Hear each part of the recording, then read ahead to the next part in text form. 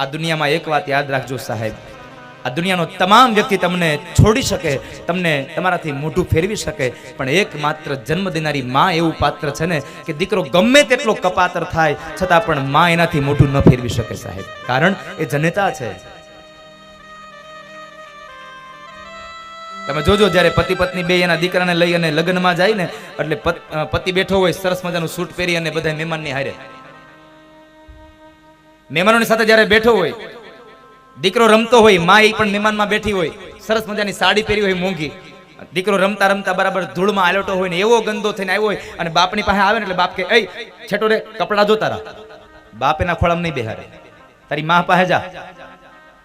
અને જ્યાં દીકરો દોડતો દોડતો માં પાસે આવે ને એટલે માં સીધો જ એને પોતાની ગોદમાં બેહાડે અને કાં તો એના રૂમાલથી અને કાં તો એના સાડીના છેડાથી દીકરાના મસ્તકને મોઢાને લૂઈ નાખે. સાહેબ, માં પોતાના સંતાનોને ક્યારેય ન તરછોડી શકે, પણ સમય એવો આવ્યો છે ને કે દીકરાઓ અત્યારે માને તરછોડવા માંડ્યા છે. સમયનો યુગ બદલાયો. 4 દીકરાઓને મા બાપ મોટા કરી શકે, પણ 4 દીકરાઓ પોતાના મા બાપને વૃદ્ધાવસ્થામાં ન સાચવી શકે.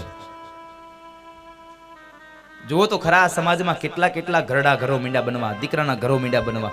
કારણ આપણને પશ્ચિમી સંસ્કૃતિનો વાયરો વાઈ ગયો છે.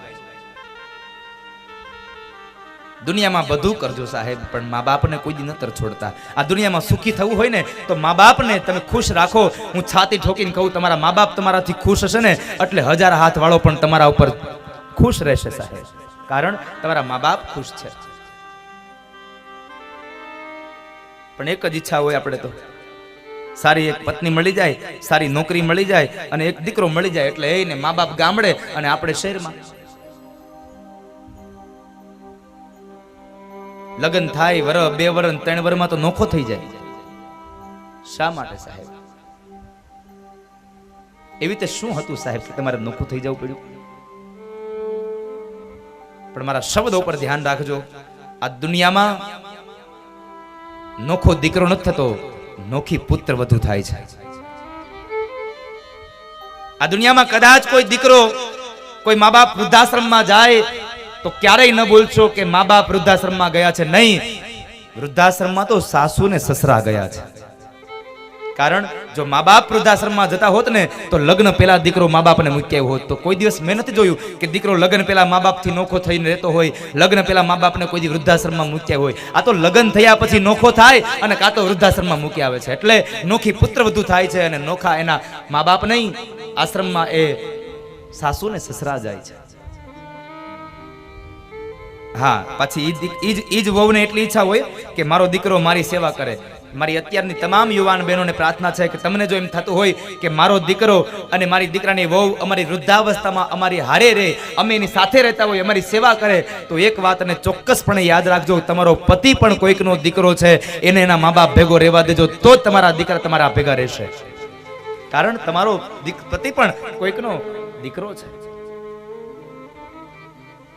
સંતાનથી સેવા ચહો, સંતાન છો સેવા કરો. એક વાતને કોઈ દી ન ભૂલતા, જેવું કરો એવું ભરો, આ ભાવના કદી ભૂલશો નહીં. કોઈ દી ન ભૂલવી સાહેબ.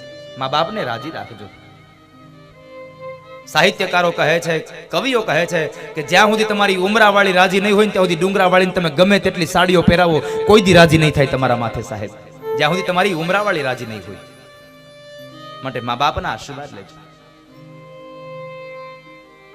અને ચોક્કસપણે કહું કે માં અને બાપના આશીર્વાદ લીધા હશે ને તો તમારે દુનિયામાં કોઈ દી કંઈ મેળવવા નહીં જવું પડે.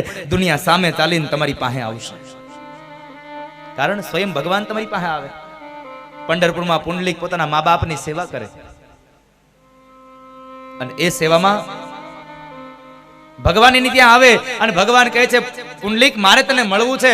અને ત્યારે પુંડલિક એમ કહે કે મહારાજ અત્યારે મારી માની સેવાનો સમય છે, એટલે હું તમને અત્યારે ન મળી શકું. તમારે જો મને મળવું હોય તો આલ્યો ઈટ આની ઉપર ઉભા રહ્યો. અને ભગવાન પંઢરીનાથ જ્યાં સુધી પુંડલિકના માની સેવા પૂરી ન થઈ ત્યાં સુધી ઈટ ઉપર ઉભા રહ્યા. કારણ જે જગ્યાએ મા બાપની સેવા થાય છે ને એ દીકરાને ભગવાનના દર્શન કરવા જવાની જરૂર નથી રહેતી. ભગવાન સ્વયં કહે છે જે દીકરો મા બાપની સેવા કરે એ દીકરાના દર્શન કરવા ભગવાન સ્વયં પોતે આવીને ઉભા રહે છે.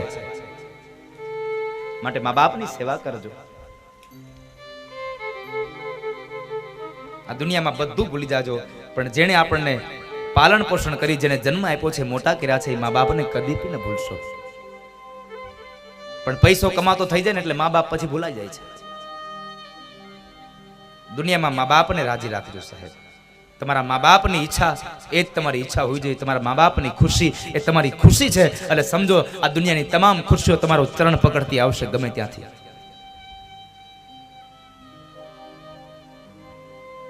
મારો પુનિત મહારાજ લખે છે,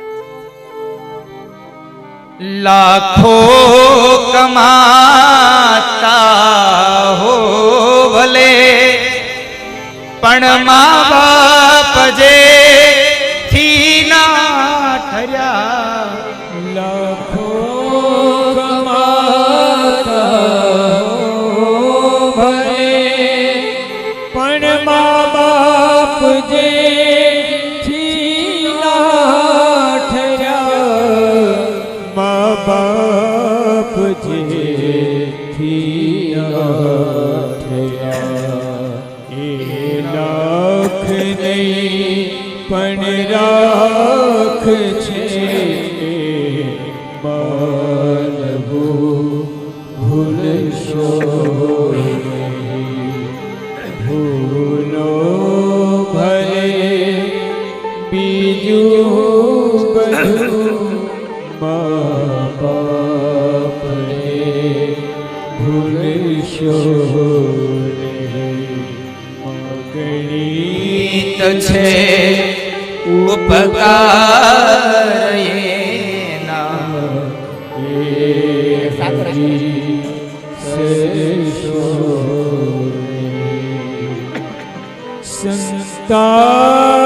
સંતાનથી સેવા ચાહો, સંતાન છો સેવા કરો. સંતાનની સેવા ચાહો, સંતાન છો સેવા કરો. સંતાન છો સેવા કરો. જેવું કરો તેવું ભરો, એ ભાવના ભૂલશો નહીં. મા બાપને ભૂલશો નહીં. મા બાપને. હવે બાપુ ઘણું થાકી ગયું છે. 8મી કથા છે કન્ટિન્યુ. ઠાકોરજીને પ્રાર્થના કરજો, હજી 4 કથા કન્ટિન્યુ બાકી છે. એટલે ઈ કારણ કે 8મી કથા છે આ કન્ટિન્યુ. 18:03 ચાલુ થયું છે.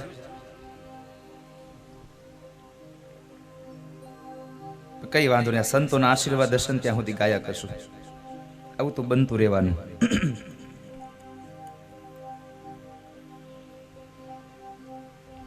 ધન કમાતો થઈ જાય એટલે મા બાપને ભૂલી જતો હોય છે સાહેબ સંતાન.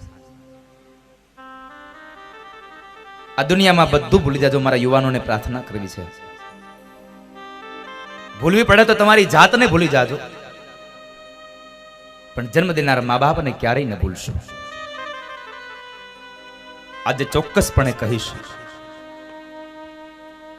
કે આ દુનિયામાં બીજું કોઈ રાજી થયું કે ન થયું, આ સમાજમાં આ કથા મંડપમાં કોઈ રાજી થયું કે ન થયું એની મને ખબર નથી, પણ અંતરિક્ષમાં આજે રતિલાલ ભાઈનો આત્મા એટલો પ્રસન્ન થયો હશે સાહેબ કે આજ મારા દીકરાઓએ મારી પાછળ જ કથા બેસાડી છે. આજ મારી પાછળ કથા બેહાડી છે.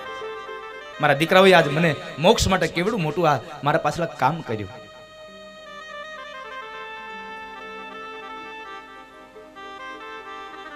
આજે એક માની પણ છાતી ગજગજ ફૂલતી હશે કે મારા દીકરાઓએ એના બાપની પાછળ કેટલી આ કેટલી કમાણી કરી.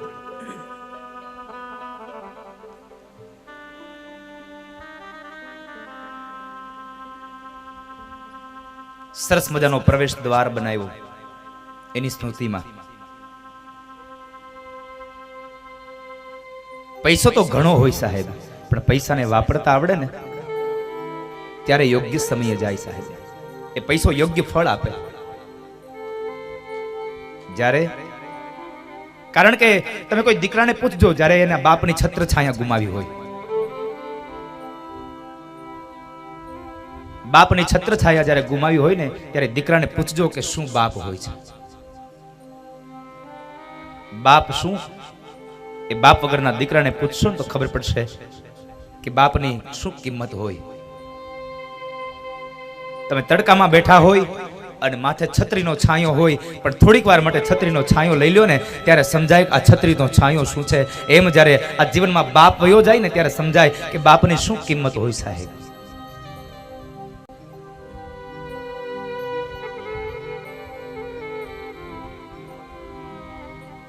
આજે ખૂબ પ્રસન્ન થયા છે એ આત્મા. આજ ગજગજની છાતી ફૂલતી છે. મારા દીકરાઓએ મારી પાછળ આજ કથા કરી.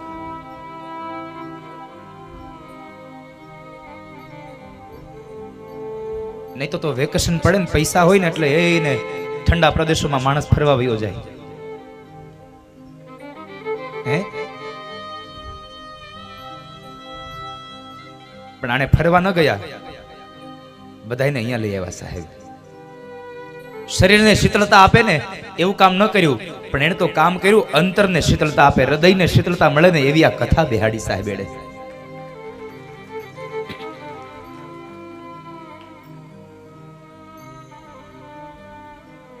આ દુનિયામાં બધું મળે છે, પણ એક મા બાપનો પ્રેમ દુનિયામાં ક્યાંય નથી મળતો સાહેબ. દુનિયામાં બધું મળે છે, પણ મા બાપનો પ્રેમ ન મળે ક્યાંય. એટલે તો કહેવું પડે બીજા બધા મળજો પણ માં કોઈની મરશો. માં કોઈની માં ન મરશો.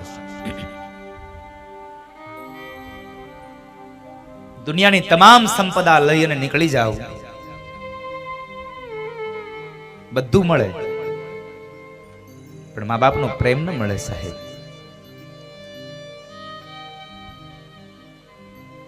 યુવાન મિત્રોને પણ મારી પ્રાર્થના છે સાહેબ, 3 વર્ષથી આવનારી પત્નીના મોહમાં પડી અને 25 વર્ષના મા બાપનો પ્રેમ ક્યારેય જિંદગીમાં ભૂલી જતા નહીં તમે.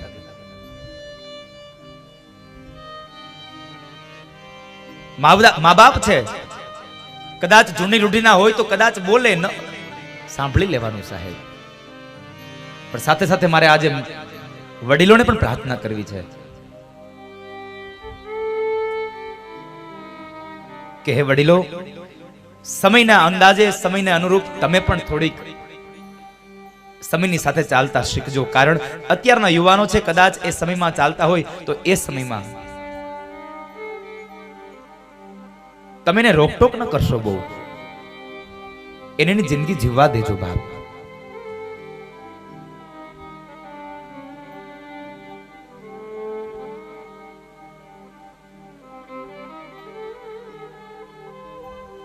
બધું મળે સાહેબ, પણ જિંદગીમાં ગયેલો મા બાપનો પ્રેમ ક્યારેય ન મળે. પણ એક જ વસ્તુ યાદ રહે, એના સદગુણો. જાનાર તો જતા રહ્યા, સદગુણ એના સાંભળે સાહેબ. 2 કામ હારા થઈ ગયા હોય ને આપણા હાથથી, આખી દુનિયા આપણને યાદ કરતી રહે કે આણે કેટલા સરસ કામો કર્યા છે.